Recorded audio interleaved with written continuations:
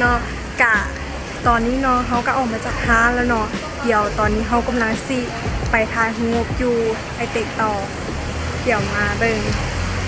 เดี๋ยวเขาไปเบิ่งกันเลยว่าเขาถ่ายรูปจะไหนบอกนากะกำลังสิย่างไปถ่ายรูปแล้วเนาะเดี๋ยวถ่ายรูปอยู่ไอเต็กเดี๋ยวเขาเสร็จอันนั้นเนาะโอเคนี่ก็คือจุดที่เขาจะไปเนาะกำลังสิย่างไปถ่ายรูปเนาะกำลังสิย่างไปฮอดบอลทายแล้วตอนนี้เมื่อยแล้วก็เจ็บขาเพราะว่าเขาไปหลายบอลเดี๋ยวกับตอนที่นึงก็ไปหาอันนั้นเนาะเดี๋ยวฝนตกวันนี้โอเคเดี๋ยวเขาไปทางฮุบก่อนเดี๋ยวจะให้เอาฮุบให้เบิ่งเนาะไป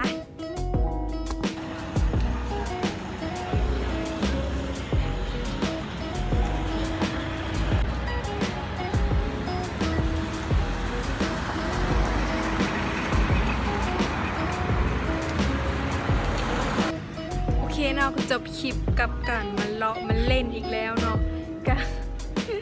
อย่าลืมกดไลค์กดแชร์แล้วก็กด subscribe ของช่องของนางเองเนาะเดี๋ยวมื้อนี้โอเคมาทักทายมูทักทายแน่